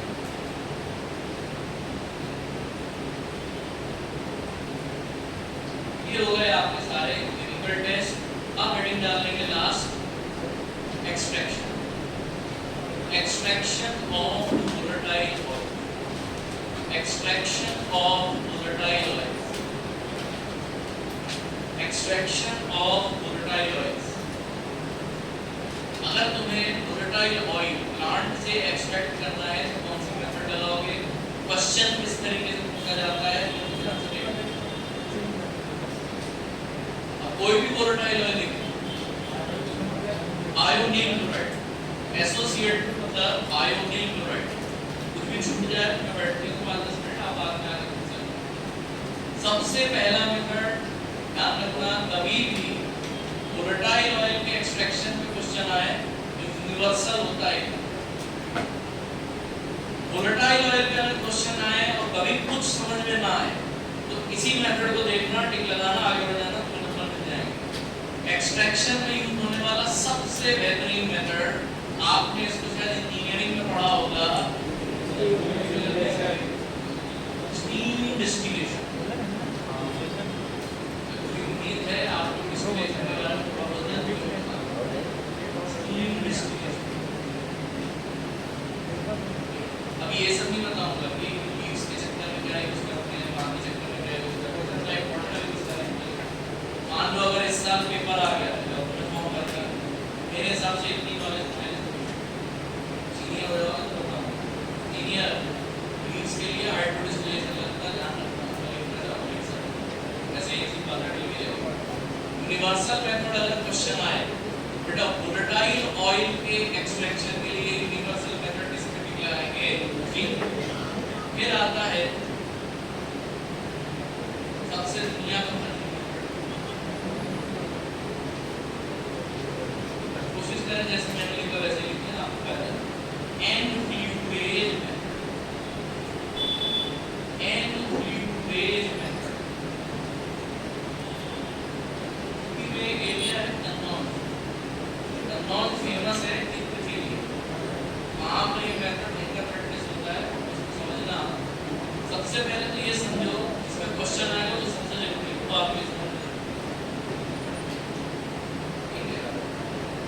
ये मेथड यूज होता है अगर आपको बहुत ही मुलायम फ्लावर्स इसका यूज करना हो, सॉफ्ट फ्लावर्स के जो पंखुड़ियाँ होती हैं, पेटल्स, डेलिकेट फ्लावर पेटल्स से अगर आपको ऑयल एक्सट्रैक्ट करना है, ठीक है, तो कहते हैं ना, अब हर स्टूडेंट अलग अलग होता है। कुछ स्टूडेंट होते हैं उनको डांट डपट के समझाना पड़ता है, कुछ स्टूडेंट होते हैं जरूरत से ज़्यादा सेंसिटिव होते हैं, मेरा डांट दो पूरा बन जाएंगे। तो ऐसे डेलिकेट स्टूडेंट्स को ये नहीं करना है कि इनको डेट समझ के सीधा स्टीम डिस्टिलेशन में बैठ डाल दो, सारे मन है कुछ नहीं करना। ऐसे डेलिकेट स्टूडेंट्स को बहुत ही आराम से, बहुत ही फजी मेथड यूज करके प्यार से, शांति से, अपना टाइम ले लिए, आराम से एक्सट्रैक्शन कर लिए। फिर हम तो जब और टाइम दे रहे हैं, तब तक टाइम दे रहे हैं जब तक हम ना बंद। अब जरा ध्यान से देखना, खाली सुन लेना, होता क्या है, एक फैट की लेयर भी है, फैट की लेयर खासतौर पर पेट्रोलियम किया जाता है, पेट्रोलियम इस बात वैसे समझो जो अपने मिक्स वगैरह में जो बेस यूज करते हैं ना, ऑइंटमेंट बेस, हाइड्रोकार्बन बेस, उसको लिया जाता है, व्हाइट कलर का एक बेस होता है, फैट होता है, फैट मतलब 100% नॉन फ्लोर। आपने फ्लावर की पंखुड़ियाँ ली, धीरे धीरे करके पूरे फैट की लेयर पे आप उसको स्प्रेड करें।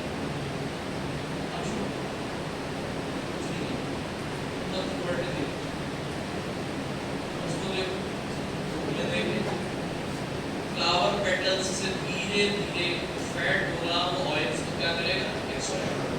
कुछ समय बाद आप देखोगे कि फ्लावर पेटल बड़े बड़े एकदम क्या हो गए, मुरझा गए, मतलब उनसे सारा ऑयल क्या हो गया, एक्सट्रैक्ट। आपने एक एक करके सारे पेटल्स निकाले और फिर अगली बार से फिर उसी में दोबारा से ताजे पेटल्स और डाल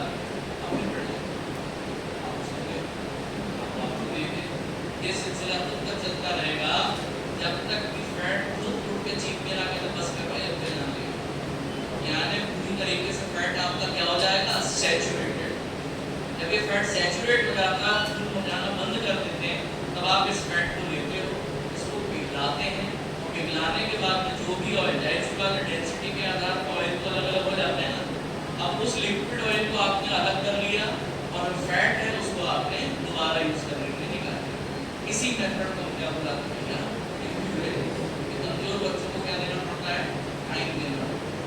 आपको ध्यान रखना है ऐसे डेलिकेट फ्लावर पेटल्स का यूज करना है। सबसे अच्छा एग्जांपल अभी तुमने पढ़ा था, रोज का एग्जांपल पढ़ा था तुमने, याद आ? रोज ऑयल समझ जाना क्या है भैया, ये क्या है,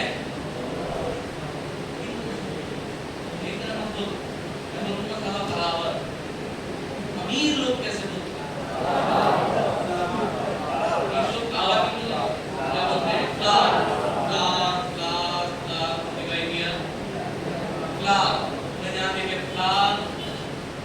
भाषा में ट्रांसलेट कर लेना, फ्लावर से टर्म निकालना, और कौन सी मेथड लगेगी भैया, इन दिस मेथड लिखेंगे, इन दिस मेथड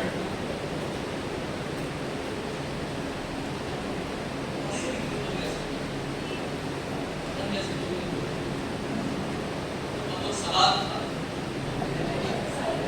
लोग क्या खाते हैं, तुम सलाद खाते हो उसमें नमक मिर्ची ये सब धनिया वगैरह मिलाते हो, लेकिन अब मसाले को मिक्स करने के लिए हमको पानी जैसा टेस्ट किया जाए, नींबू काटा भाग से डाला हमने ये मिलाया ये खाया ये। अमीर लोग नींबू यूज नहीं कर रहे, नींबू उनका नींबू यूज नहीं करना, तो सैलेड में क्या डालते हैं, ऑलिव ऑयल। अमीर लोग क्या डालते हैं, ऑलिव ऑयल।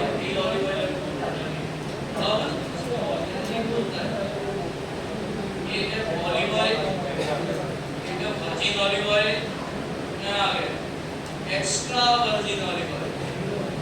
ये एक्स्ट्रा वर्जिन ये सब तो ठीक है, olive oil virgin olive oil तो ठीक था, लेकिन एक्स्ट्रा वर्जिन में एक्स्ट्रा कैंसर दे देगा। मैं फैट बात बता रहा हूं, आजकल चल गया मेरा साथ सरसों का तेल कौन खाता है, हर चीज साले करेगी। हम क्या खाएंगे, रिफाइंड ऑयल। रिफाइंड का मतलब ये तेल लेके आ रहा सामने वाला, कौन सा तेल है, अरे ये एकदम फ्रेश निकाल के लाया, मूंगफली का तेल दिखा जा रहा, अरे ये तो ट्रांसपेरेंट है ही नहीं, ये तो हल्का सा सफेद सफेद टाइप का मटका टाइप का दिख रहा है यार, ट्रांसपेरेंट दिख रहा है, मतलब ये शुद्ध नहीं है। काम करते हैं इसका रिफाइंड बना दे, तुम्हारे सामने बढ़िया पीले कलर का ट्रांसपेरेंट चीज आ जाएगी, वो ट्रांसपेरेंट में ट्रांसपेरेंट कर देगी, तो वो क्या दे देगी, कैंसर। आज इतनी मैंने यहाँ बैठी है माता मैंने आप बता दो हर दो में से एक बची बहुत डेंजरस है, आप सब लोग बात बात में घुसे है ना, बैठे कूलिंग है, अननेसेसरी चिड़चिड़ा रहे हैं, क्यों, हार्मोनल इम्बैलेंस। आज की डेट में कोई कुछ भी करे, कैंसर का क्या कारण है, कैंसर का सिर्फ हार्मोनल इम्बैलेंस।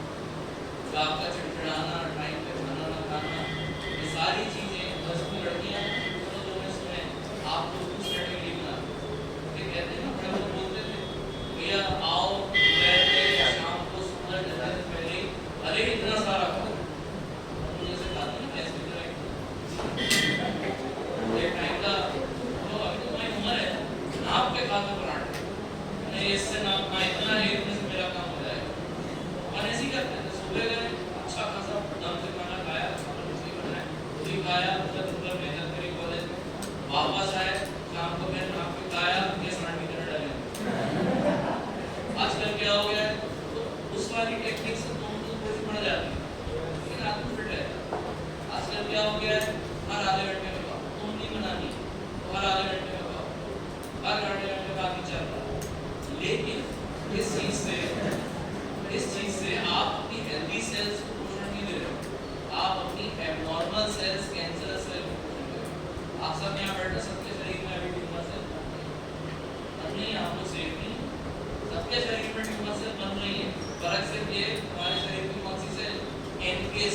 याद आया सीनियर एनके सेल तुम्हारे अंदर के ट्यूमर सेल्स को क्या कर देती है खत्म। तो आपको पता नहीं चलता आप जल्दी रहते हो। जब आप फटाफट खाते हो आपकी जीन एक्टिविटी ऊपर वो आती है। नेक्स्ट आ जाएंगे तीसरी method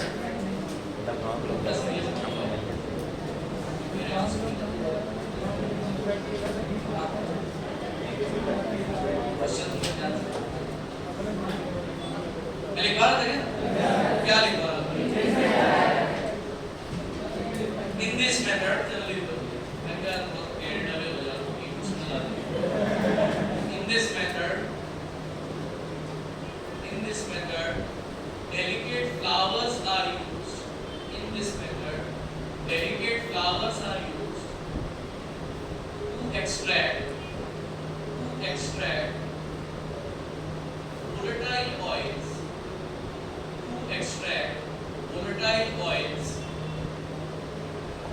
in a very slow and tedious process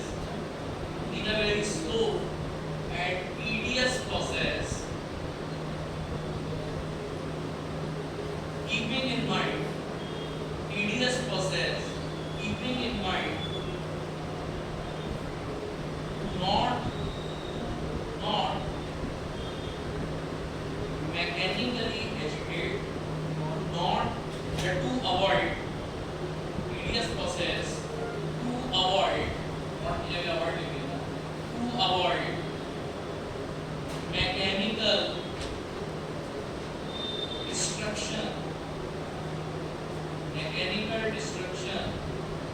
mechanical destruction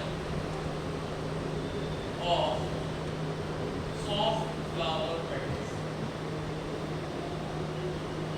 Tedious process to avoid mechanical destruction of soft flower petals. ठीक है, कभी भी एन्फ्लूरेज वर्ड डाला दिया है ये फ्लर नाम से ही याद रखना। फ्लर मतलब इसमें इंडिकेट कर रहा होगा फ्लावर। अब आ जाते हैं जस्ट अपोजिट में, ये एकदम सॉफ्ट, अरे ग्राइंडिंग मत करो, अरे बर्बादी मत करो। अब just opposite process hand grinding process यहाँ पर आपको काम करना ही होगा। टीडीएस का मतलब था स्लो, बोरिंग और अननेसेसरी टाइम कंज्यूमिंग। इस चीज को बुलाया जाता है टीडीएस। हैंड ग्राइंडिंग प्रोसेस जिसका फ्रेंच में, और वो फ्रेंच का ही मुझे नाम दिया था, फ्रेंच में इसी मेथड को आप और क्या बुलाते हैं, ecuelle method. Hand grinding process also known as X-well method। एक बात ये है, भले नाम सुनने में बहुत डेंजरस लग रहा है, लेकिन ये प्रोसेस आप बचपन से करते आ रहे हो। X-well method hand grinding process आप बचपन से करते आ रहे हो, और ये जिसके साथ आप करते आ रहे हो ये मेथड भी उसी के लिए स्पेसिफिक है। जैसे एन्फ्लूरेज मेथड स्पेसिफिक थी, इसके लिए सिर्फ और सिर्फ तो आपको ध्यान रखना है जो एक्सवेल मेथड होती है ये स्पेसिफिक होती है। अब मैं आपके अनुभव पे उठाने वाला हूं। बचपन में जब स्कूल जाते थे लंच में माँ बाप खाना को रखते थे, गर्मियों का टाइम आता था तो आपको आपके माँ बाप एक फल दिया करते थे, जैसे संतरा।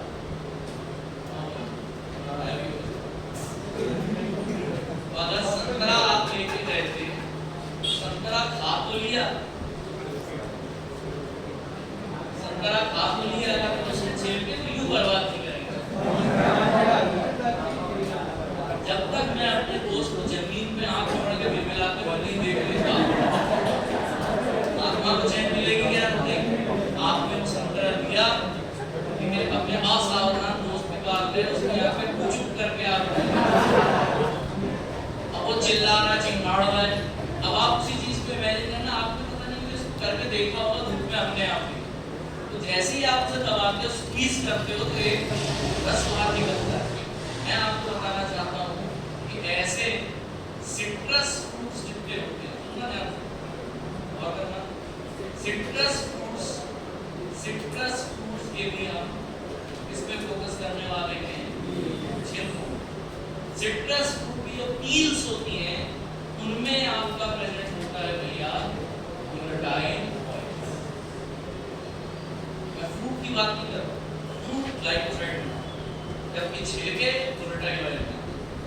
तो सिट्रस फ्रूट्स के जो पील्स होते हैं उनसे जब ऑयल निकाला जाता है तो एंड ग्राइंडिंग मेथड से निकाला जाता है। और इस चीज को आपने अनुभव किया है बचपन से। कौन कौन से आपने ये सिट्रस फ्रूट है? लेमन मतलब नींबू, ऑरेंज मतलब संतरा, मालूम नहीं एक और फलों का हिंदी में इसको आप क्या बुलाते हो? मौसम्बी। मौसम्बी को अंग्रेजी में कहते हैं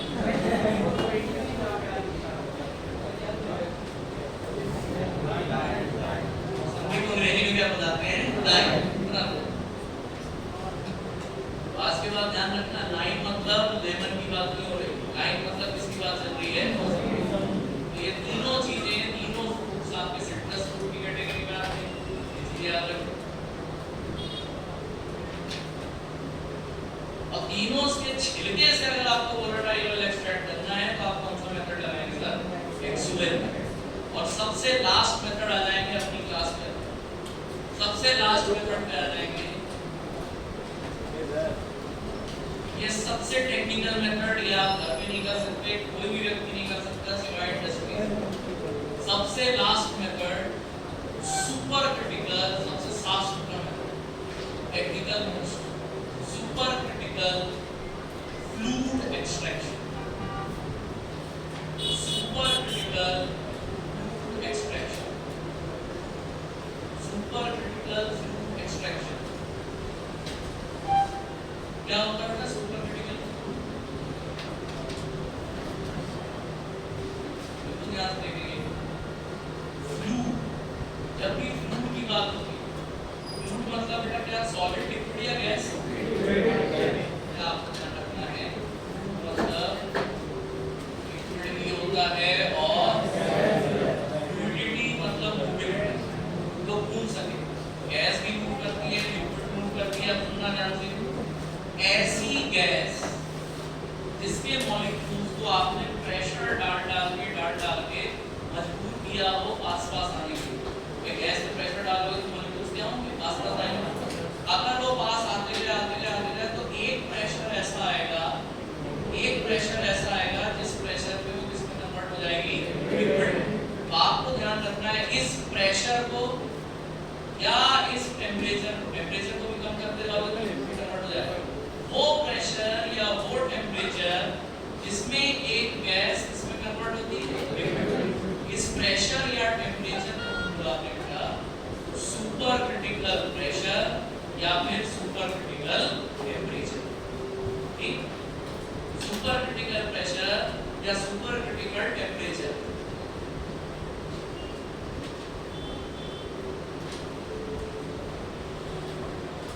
super critical pressure super critical pressure या फिर सुपर क्रिटिकल टेम्परेचर, दोनों में से कोई भी हो सकता है। प्रेशर भी हो सकता है, टेम्परेचर भी हो सकता है। फर्क सिर्फ एक चीज का पड़ता है, भैया वो प्रेशर टेम्परेचर होना चाहिए जिसमें आपकी गैस कन्वर्ट होगी लिक्विड। और अगर मैं आपसे बोलूं सुपर क्रिटिकल फ्लूइड क्या होता है, तो यही है वो कन्वर्टेड लिक्विड जो कभी पहले क्या हुआ करती थी? गैस, लेकिन अब इसमें कन्वर्ट हो गई है लिक्विड। और आज के बाद जब कभी पूरी फार्मेसी के लिए बोल रहा हूँ, सिर्फ फार्मेसी के लिए नहीं बोल रहा, पूरी फार्मेसी में कहीं से भी क्वेश्चन आए, अगर वो क्वेश्चन कर रहे हैं बताओ इनमें से सुपर क्रिटिकल फ्लूइड क्या है, तो सिर्फ एक गैस है, एक ही गैस है जो सांस छोड़ते समय आपकी बॉडी से निकलता है। कार्बन डाइऑक्साइड जब गैसियस फॉर्म में थी तो इसके अंदर ये ना पोलर होती है ना ये नॉन पोलर होती है। बेटा गैस कभी पोलर नहीं होती, गैस कभी नॉन पोलर नहीं होती, ये ध्यान रखना। कोई पोलैरिटी नॉन पोलैरिटी गैस में नहीं होती। लेकिन अगर यही कार्बन डाइऑक्साइड अब इसमें कन्वर्ट हो जाए लिक्विड कार्बन डाइऑक्साइड, इसका नेचर कैसा हो जाता है?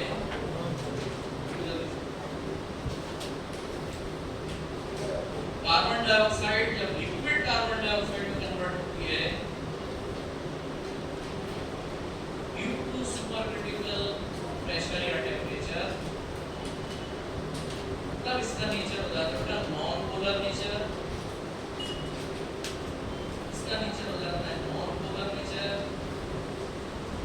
जरा ध्यान दें, मैंने मान लीजिए मैं सबसे अच्छा एग्जांपल ले लेता हूँ।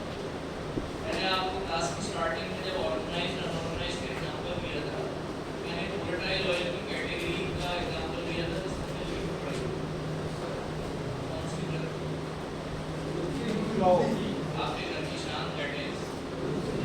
मैं इसी वोलेटाइल ऑयल ड्रग का एक पार्ट ले लीफ मैंने ले ली, लेकिन कुछ भी ले ली, मैंने उसको एक प्रेशराइज्ड एक क्लोज कंटेनर में रखा और मैंने carbon dioxide gas, carbon dioxide gas आ रही है, मेरी तुलसी की लीफ आ गई है।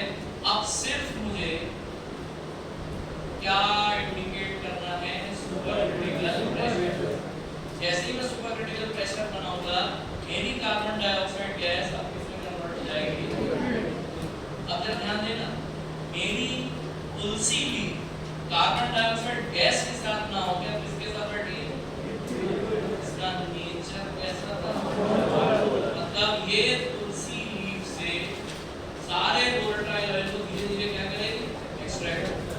आई बात समझे, पूरा एक्सट्रैक्शन इसने किया और एक्सट्रैक्शन करने के बाद जैसे ही मैंने प्रेशर रिलीज किया, जैसे ही मैंने प्रेशर रिलीज किया, जल्दी बताओ क्या अभी भी ये लिक्विड रहेगी, इसमें कन्वर्ट हो जाएगी गैस, गैस में कन्वर्ट हुई, मतलब मेरी कार्बन डाइऑक्साइड गैस बाहर, और अब मेरे पास कंटेनर में सिर्फ और सिर्फ क्या बचा, देखो तुलसी की लीफ मुरझाई हुई और प्लस तुलसी से मिलने वाला वोलेटाइल सबसे साफ सुथरा मेथड सबसे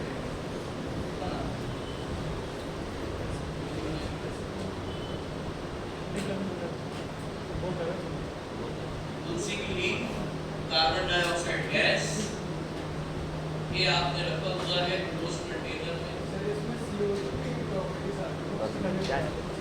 कार्बन डाइऑक्साइड में आप समझना ऐसे ही नहीं बोलते हैं कि अगर कार्बन डाइऑक्साइड हर किसी से रिएक्ट करती तो आप मान के चलो, आप जब भी बात में कार्बन डाइऑक्साइड छोड़ते तो आपके पूरे ब्रोंकाई में एल्वियोलाई में कार्बन जमा हो जाता है। ऐसी चीज कार्बन डाइऑक्साइड या ऐसी जो ऑक्सीजन है, ये जो गैसेस होती हैं, जरूरी नहीं है कि तो हर समय रिएक्ट करेगा। और यहाँ पर आप एक्सट्रैक्शन जो करवा रहे हो केमिकल प्रोसेस नहीं, एक्सट्रैक्शन किससे हो रहा है, फिजिकल प्रोसेस। जब तक आप इसमें कोई हीट नहीं दोगे, हाँ अगर आपने हीट दिया मतलब उसको काइनेटिक एनर्जी मिली, काइनेटिक एनर्जी मिली मतलब एक्टिवेशन एनर्जी मिली, तब हो सकता है रिएक्शन, तब हो सकता है कि तुलसी लीफ का जो यूजिनॉल होगा वो कार्बोक्सिलेटेड हो जाए या उसमें CO माइनस हो जाए। अब आई बात समझ, अभी यहाँ पर हम जो बात कर रहे हैं वो या तो क्रिटिकल प्रेशर या फिर क्रिटिकल टेम्परेचर। क्रिटिकल टेम्परेचर तो भी गैस को लिक्विड में कन्वर्ट करने के लिए, सिर्फ आपको ये बता रहा हूँ, तो कभी भी गर्मी तो हो ही नहीं सकती, गैस को गर्मी तो लिक्विड में कन्वर्ट नहीं, आपको गैस को अगर लिक्विड में कन्वर्ट करना तो टेम्परेचर क्या करना पड़ेगा,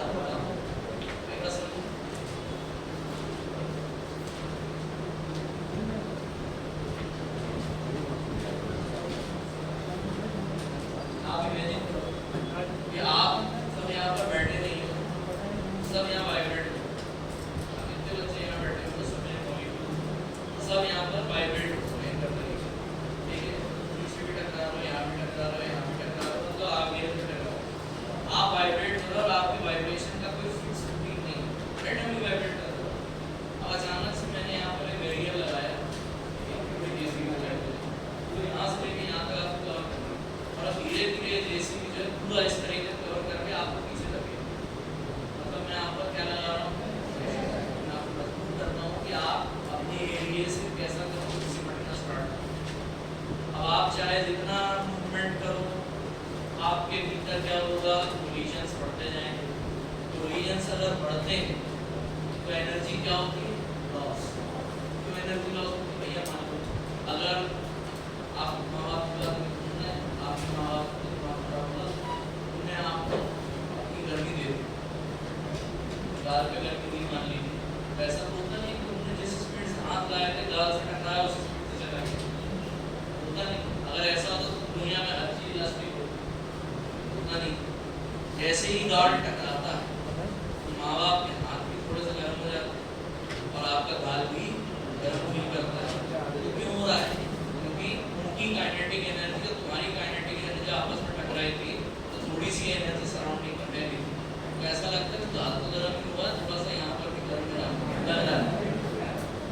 आपको एक चीज ध्यान रखनी, जितने ज्यादा कोलिजन्स बढ़ते जाते हैं उतनी एनर्जी का भी क्या होता जाता है, लॉस। अब एनर्जी का लॉस होता जा रहा है, प्लस तुम और उन्हें मजबूर कर रहे हो कि चलो कन्फाइंड होते हैं, मतलब तुम चाहे जितना वाइब्रेट करो, मैं अगर तुम्हें मजबूर कर रहा हूँ क्लोज कंटेनर में, तो तुम्हें झक मार के अपनी एरिया को क्या करना पड़ेगा,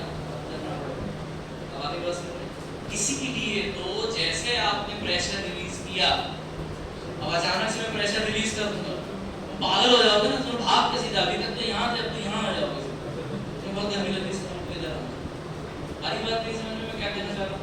तो आपने प्रेशर रिलीज किया, अब क्लोज कंटेनर से पहले तो सुपर क्रिटिकल प्रेशर था, तभी तो ये मजबूरी में लिक्विड बनी, मॉलिक्यूल पास आ गए। अब आपने प्रेशर रिलीज किया, क्या बाहर निकल गई, पागल हो गई थी, उसको बाहर निकलना था, तो बाहर निकल गई। तुम्हारे लिए क्या छोड़ोगे, तुलसी लीफ और तुलसी लीफ का वोलेटाइल ऑयल, ये हो गया आपका सुपर क्रिटिकल फ्रूट एक्सट्रैक्शन। ये सबसे टेक्निकल मोस्ट प्रोसेस है। दो बातें याद रखना, यूनिवर्सल मेथड ऑफ एक्सट्रैक्शन इस पे टिक लगाओगे, स्टीम। फ्लावर के लिए स्पेशल पूछा गया तो एन्फ्यूरेट, सिट्रस फ्रूट के छिलके मतलब एक्सुएल, आल्सो नोन एज कौन सा, हैंड ग्राइंडिंग मेथड। अब कॉपी सबकी बंद, क्लासिफिकेशन अपन नेक्स्ट क्लास में पढ़ेंगे। कॉपी सबकी बंद, शुरू से शुरू करते भैया, मुझे जल्दी बताना, मैंने वैसे फिजिकल प्रॉपर्टी का आपको शायद याद करवा दिया था। एक चीज पूछने जा रहा हूँ, जल्दी से बताना, कार मतलब में कार्बोन, ये ऑप्टिकल एक्टिविटी देता है, लेकिन ये कौन सी ऑप्टिकल एक्टिविटी देगा, जल्दी बताओ। इको मतलब नेगेटिव। अब हम आ गए थे साहब केमिकल कॉन्स्टिट्यूएंट पे, सारे वोलेटाइल ऑयल अगर हमें समझाने हो केमिकली क्या होता है तो आप क्या बोलेंगे, टर्पीनॉइड। सर टर्पीन क्या होते हैं, आइसोप्रीन। तो वो आइसोप्रीन क्या होते हैं, सिल्वाइड एजेंट, इसको बुलाते हैं हम एक आइसोप्रीन। एक आइसोप्रीन मतलब पहले हमने बनाए कितने कार्बन, 4, 1 और 3 पे क्या लगाया, डबल, 2 पे क्या लगाया, मिथाइल, तो 2 मिथाइल 1 3 ब्यूटाडाइन, ये हो गया आपका केमिकल कॉन्स्टिट्यूशन। फिर हम आ गए थे chemical test. Chemical test of volatile oil, एक था वोलेटाइल बच्चा, वोलेटाइल बच्चे का नाम पिंकू। पिंकू अपनी गर्लफ्रेंड कहाँ घूमने गए थे, सूडान। सूडान में कौन रहती थी, आंटी। आंटी के पास क्या था, मनी। मार के उनको क्या सुनाया, शक्ल जलाई किससे, लाश को कहाँ फेंक दिया, नाले। नाले से कौन सा टेस्ट, और एंटीमनी ट्राइक्लोराइड, क्लोरोफॉर्म और सल्फ्यूरिक एसिड, कौन सा टेस्ट, साल्फोस्की टेस्ट। कौन सा टेस्ट, साल्फोस्की टेस्ट। पिंकू और अल्का से कौन सा टेस्ट, इंजर हेल्पिंग। बेटा ये सारे टेस्ट वोलेटाइल ऑयल के साथ कैसे करेंगे, फ्लावर से अगर एक्सट्रैक्शन करना हो कौन सा मेथड, एन्फ्यूरेट, और अगर एक्सुएल मेथड यूज हो रहा है तो किसके लिए। आज के लिए इतना ही, इसके विरासत